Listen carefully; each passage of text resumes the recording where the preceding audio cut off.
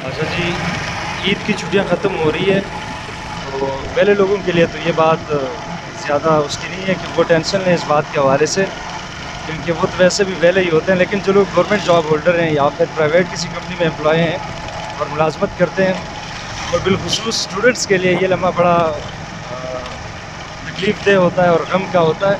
अगर उन्हें कहा जाता है कि आपकी छुट्टियां एंड हो गई है, छुट्टियां आपकी ख़त्म हो गई है, तो बड़े परेशान होते हैं, चाहे स्कूल कॉलेज यूनिवर्सिटी के स्टूडेंट्स हों या फिर मदरसे के तलबा मदरसे के स्टूडेंट हों।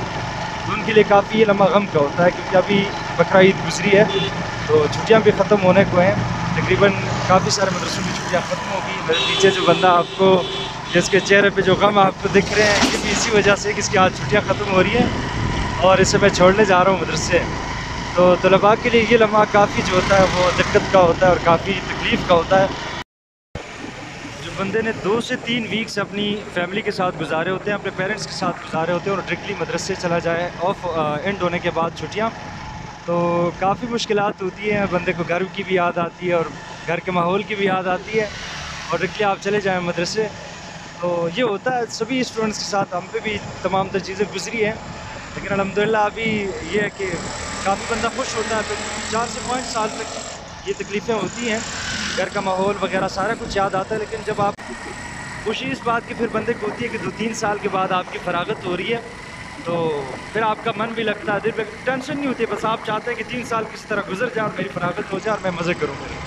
लेकिन यकीन जाने मदरसे का जो ये वक्त होता है, बंदा फिर ज़िंदगी भर इसके लिए मैं यूँ कहूँगा कि हाथ मरोड़ता रहता है, लेकिन ये वक्त दोबारा नहीं आता। इतने मज़े और सुकून और इत्मीनान का वक्त होता है। अगरचे वक्ती तौर पाबंदियाँ होती हैं, लेकिन वो हमारे फ़ायदे के लिए होती है।